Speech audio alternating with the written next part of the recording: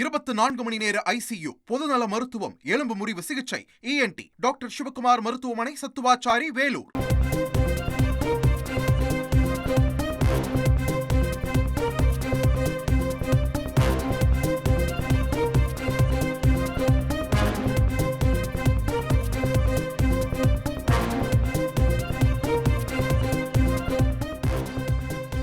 கோயில் நிலத்தில் கோவில் நிதியில் வணிக வளாகம் கட்ட தடை விதிக்க கோரி வழக்கு தொடர்ந்திருந்த நிலையில் இந்த விவகாரம் தொடர்பாக நீதிமன்றம் உத்தரவினை பிறப்பித்திருக்கிறது. இது என்ன உத்தரவு என்று அறிவோம்.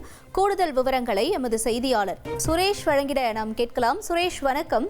தொடர்ந்து இந்த வழக்கு தொடர்பான தகவல் என்னவாக இருக்கிறது? விவரங்களை பதிவு செய்யுங்க.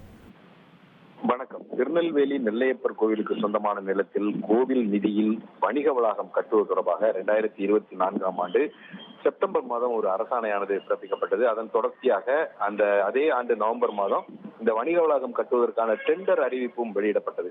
இந்த நிலையில கோவில் நிலத்துல கோவில் நிதியில வணிக வளாகம் கட்ட தடை விதிக்க வேண்டும் என்ற கோரிக்கையுடன் ரமேஷ் என்பவர் உயர்நீதிமன்றத்தில் ஒரு பொதுநல வழக்கை தாக்கல் செய்திருக்கிறார்.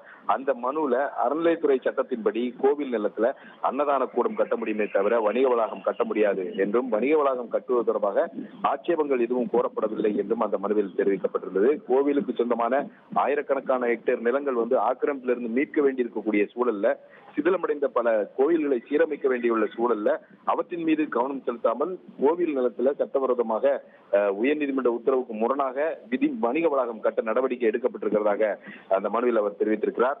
இந்த வழக்கு தலைமை நீதிபதி ஸ்ரீராம் மற்றும் நீதிபதி சுந்தர் மோகன் அடங்கிய அமர்வில் இன்றைக்கு விசாரணைக்கு வந்தது. அப்போது கோவில் உபரி நிதியை வணிக வளாகம் கட்ட சட்ட விதிகள் அனுமதிக்கவில்லை என உயர்நீதிமன்றம் ஏற்கனவே ஒரு உத்தரவை பிறப்பித்திருக்கிறது. அந்த உத்தரவை உச்சநீதிமன்றமும் உறுதி செய்திருக்கிறதை சுட்டிக்காட்டி இந்த நெல்லையப்பர் கோவில்ல கோவில் நிதியில வணிக வளாகம் கட்டுவதற்கு தொடர்பான அந்த அரசாணையை திரும்ப பெற உத்தரவிட வேண்டும் என்று மனுதாரர் தரப்புல வாதிடப்பட்டது.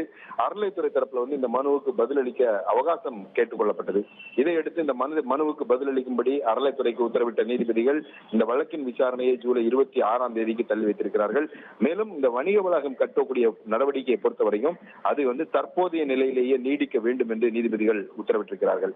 இதே போல மற்றொரு வழக்கானது, அதாவது சட்டமன்றத்தில் வெளியிட்ட அறிவிப்பு என்ற பெயர்ல கோவில் நிலத்துல கோவில் 1000 கோடி ரூபாயை பயன்படுத்தி பல்வேறு இடங்கள்ல திருமண மண்டபங்கள், கலாச்சார மையங்கள், நிர்வாக கட்டிடங்கள் கட்டுவதற்கு எதிர்ப்பு தெரிவித்து ரமேஷ் என்பவர் தாக்கல் செய்த வழக்கை விசாரித்த தலைமை நீதிபதி அமர்வு அந்தந்த பணிகளுக்கும் தற்போதைய நிலையை நீடிக்க வேண்டும் என்று உத்தரவிட்டு வழக்குகளின் விசாரணையை ஜூலை 26ஆம் தேதிக்கு தள்ளி வைத்திருக்கிறது. தகவல்களுக்கு நன்றி சுரேஷ். மகளிர் நல பிரிவு 24 மணி நேர சாலை விபத்து சிகிச்சை, நீரிழிவு சிகிச்சை, டாக்டர் சிவகுமார் மருத்துவமனை, சத்துவாச்சாரி, வேலூர்.